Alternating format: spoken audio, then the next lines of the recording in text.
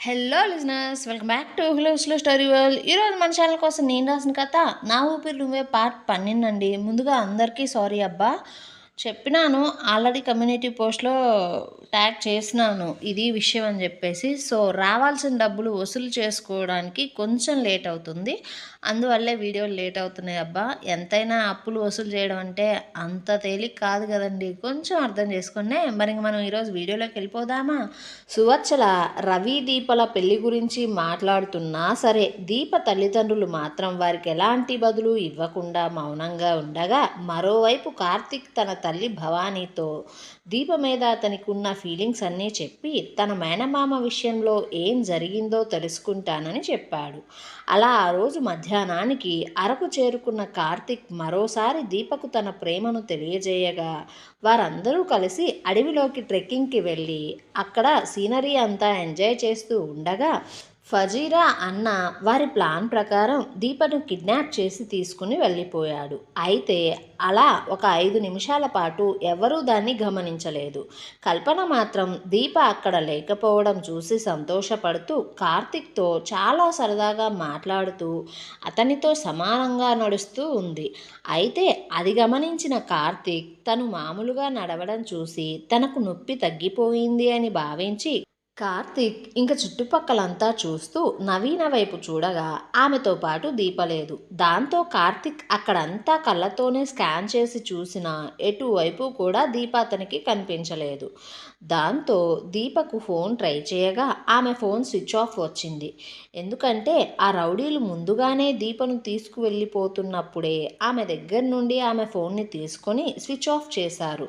దాంతో కార్తిక్ కంగారు పడుతూ నవీన దగ్గరకు వెళ్ళి దీప గురించి అడగ్గా, కల్పన ఫజీరా ఇద్దరు ఒకరినొకరు చూసుకుంటూ చిన్న నవ్వులతో సైగలు చేసుకుంటూ ఎవ్వరికీ తెలియకుండా థమ్సప్ సింబల్ని చూపించుకున్నారు. కార్తిక్ అడిగిన ప్రశ్న విన్న నవీన అప్రయత్నంగానే చుట్టుపక్కలంతా చూస్తూ నాకు తెలియదన్నా అంటూ కంగారుగా చుట్టుపక్కలంతా 1-2 సార్లు చూసి, అన్నా ఇంతకు ముందు వరకు నాతోనే ఉంది కానీ ఇప్పుడు కనిపించట్లేదు అనగానే, ఇంతలోనే వారి దగ్గరికి కౌశల్ కూడా రావడంతో పద్మ మరొకసారి దీపను అడగ్గా వారి దగ్గర సమాధానం లేదు. దాంతో ప్రతి ఒక్కరిలో ఆందోళన పెరిగిపోయింది. కార్తిక్లో భయం పెరుగుతూ వారి కనుచూపుల మేర అక్కడ ఉన్న స్టూడెంట్స్ అంతా కూడా పట్టి పట్టి వెతికినా సరే దీప ఆచూకీ లేదు. దాంతో కార్తిక్ చుట్టుపక్కలంతా చూస్తూనే, కల్పన ఇంకా నవీన, పద్మ మీరు స్టూడెంట్స్ అందరినీ తీసుకుని తిరిగి హోటల్కి వెళ్ళిపోండి. నేను కౌశల్ అడవిలోకి వెళ్ళి దీపను వెతుకుతాం. అలాగే నేను ఫారెస్ట్ గార్డ్స్కి ఫోన్ చేసి రమ్మంట, అలాగే పోలీసులకు ఫోన్ చేసి విషయాన్ని వారికి తెలియజేస్తా అంటూ చెప్పగా, కల్పన ఏమీ తెలియనట్లుగా కార్తిక్ నేను నీతోనే ఉంటా, తనను వెతకడంలో నీకు సాయం చేస్తా అంటూనే, అయినా కార్తిక్ ఆ పిల్లకి ఎంత పొగరు కాకపోతే తెలియని ప్రదేశాలలో మనతో ఉండకుండా అలా అడవిలోకి ఎవ్వరికీ కనిపించకుండా వెళ్ళిపోతుంది చెప్పు. ఇప్పుడు చూడు మనం తన కోసం ఇంత హ్యాపీ మూమెంట్లో ఎంత కంగారు పడుతూ ఉన్నామో, మన మూడంతా పాడైపోయింది, అందరూ ఎంతగా కంగారు పడుతున్నారో చూడు అసలు అంటుంటే, పద్మిక ఆ మాటలకు చూడండి మేడం, దీప కావాలని ఏదీ చేయదు, ఎక్కడో ఏదో తప్పు జరిగింది, లేకపోతే ఇక్కడ ఇంతమంది ఉండగా తనొక్కటి మాత్రమే ఎందుకు కనిపించకుండా పోతుంది చెప్పండి అంటుంటే, కార్తిక్లో కూడా అదే అనుమానం బలపడిపోతూ ఉంది. ఇంతలో నవీన, అవునన్నా పద్మ అంటుంది కూడా నిజమే, ఏదైనా అనర్థం జరగకముందే మీరు దీపను కాపాడండి, అసలే ఇది అడవి, ఇంకొక గంటలో సన్లైట్ అంతా పోతుంది, చీకటి పడిపోతుంది అంటూ చెప్పి అక్కడున్న స్టూడెంట్స్ అందరితో తిరిగి హోటల్కి బయలుదేరదామని చెప్తూ ఆమె దగ్గర ఉన్న సేఫ్టీ బ్యాగ్ని కార్తిక్కి ఇచ్చి, మీరు జాగ్రత్త అన్నా అంటూ చెప్పి ఆమె స్టూడెంట్స్ని తీసుకొని హోటల్కి బయలుదేరుతుండగా, కార్తీక్ నవీనను ఒక నిమిషం అంటూ చెప్పి ఆపి దీపను ఆమె చివరిసారిగా ఎక్కడ చూసిందో చెప్పమంటూ, అతను కూడా దీపను ఎక్కడ చివరిసారిగా చూశాడో ఆ ప్రదేశాన్ని గుర్తు తెచ్చుకుంటూ కౌశల్, కార్తీక్ కలిసి ఆ ప్రదేశం దగ్గరికి వెళ్ళి అక్కడి నుండి ఒకరు కుడివైపుగా మరొకరు ఎడమవైపుగా వెళ్ళి వెతకడం మొదలుపెట్టారు. అలా 10 అడుగులు లోపలికి వెళ్ళిన కార్తీక్కి ఒకచోట పగిలిపోయిన గాజు ముక్కలు కనిపించాయి. అవి అంతకుముందు దీప చేతికి వేసుకున్న మట్టి గాజులు. దాంతో దీపా అని, కౌశల్ అని అరవడానికి ప్రయత్నించిన కార్తీక్ తన మాటను పెదవి దాటకుండా నోరు నొక్కేసుకుని మాటను ఆపుకున్నాడు. అలా ఆపుకున్న కార్తీక్, ఇప్పుడు నేను పిలిచే పిలుపు కౌశల్కి, దీపతో పాటు ఉండే మరో వ్యక్తులకి కానీ వినిపిస్తుంది.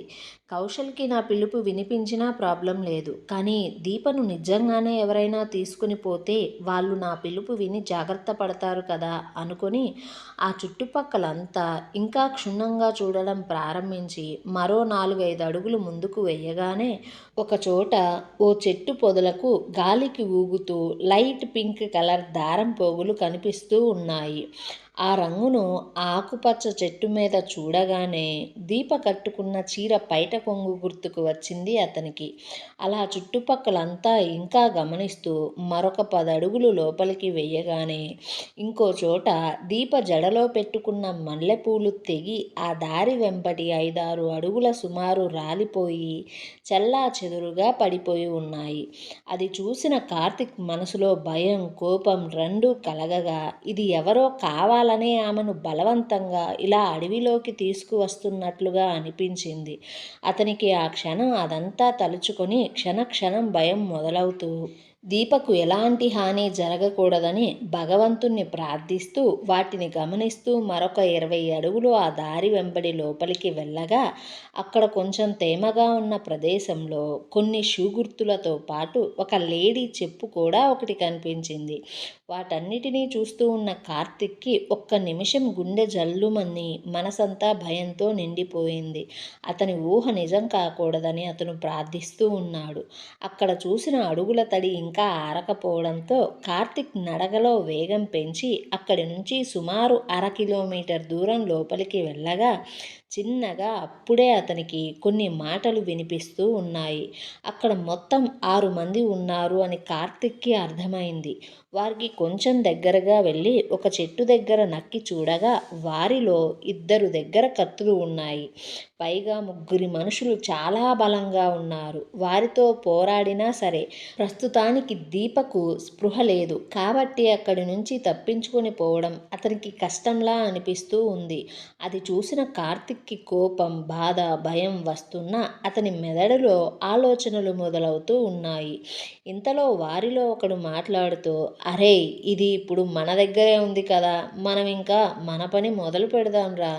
ఇంత అందాన్ని ముందు ఉంచుకొని చేతులు పిసుక్కుంటూ కూర్చోవడం నాకు అస్సలు నచ్చలేదు అంటూ దీప దగ్గరికి వెళ్తూ ఉంటే మరొకడు, అరే ఈ చుక్కలాంటి పిల్ల మనతోనే ఉంటే సరిపోదు, మనలో హుషారును పెంచే మందు ఇంకా మంచి విందు కూడా ఉంటే మన ఎంజాయ్మెంట్ ఇంకా సూపర్గా ఉంటుందిరా మామ అంటూ దీపను చూస్తూ వెకిలిగా నవ్వుతూ, ఎలాగో ఇప్పుడు చీకటి పడిపోతుంది, ఇక్కడే మనం క్యాంపు వేసుకుని 2 విధాలా సుఖపడిపోదాంరా అంటూ అనగానే అందులో 2, సరేరా మేం వెళ్ళి మందు మాంసం తీసుకుని వస్తాం అంటూ వెళ్ళిపోగా మరో 2 క్యాంప్కి టెంట్ని ఇంకా ఫైర్కి పుల్లల్ని రెడీ చేస్తామని చెప్పి అక్కడి నుంచి సుమారు 20 అడుగుల దూరంకి వెళ్ళి మంచి ప్లేస్ని సెర్చ్ చేస్తూ వారి ఏర్పాట్లకు సిద్ధం చేసుకుంటూ ఉన్నారు.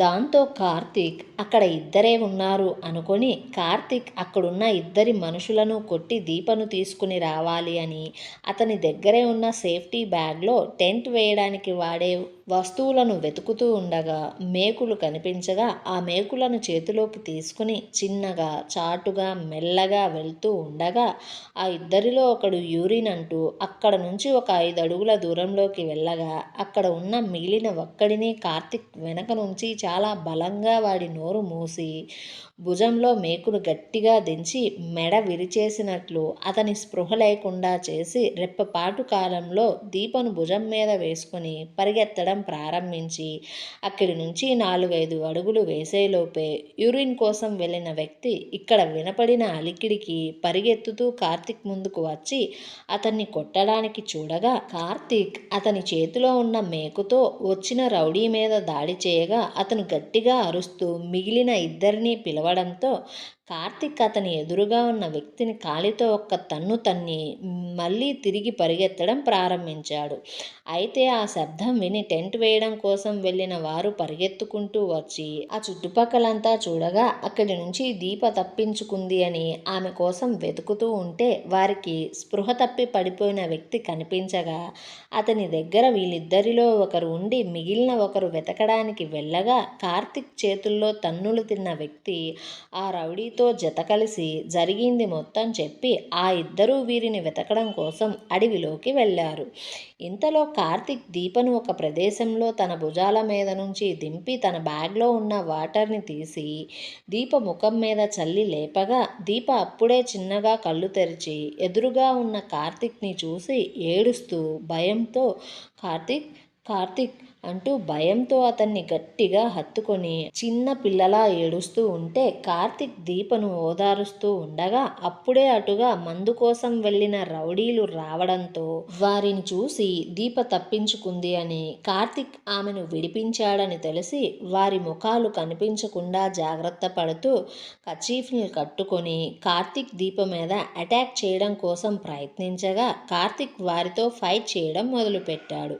అయితే ఇంతలోనే అక్కడికి మరో ఇద్దరు రౌడీలు రావడాన్ని గమనించిన దీప ఆమెకు చుట్టుపక్కల ఉన్న కొన్ని రాళ్లను తీసుకుని వారి మీద రాళ్ళు వేయడం ప్రారంభించింది. ఇంకోవైపు హోటల్లో నవీన, పద్మిక కంగారు పడుతూ ఉంటే ఫజీరా, కల్పన ముఖాలు మాత్రం సంతోషంతో వెలిగిపోతూ ఉన్నాయి.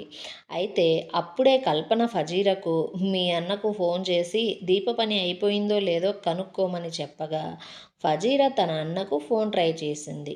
మరోవైపు నారాయణ ఉమామహేశ్వర్తో మాట్లాడుతూ ఉండగా అప్పుడే వారి మధ్యకు వచ్చిన రవి, మామయ్య దీప నీకేమన్నా ఫోన్ చేసిందా?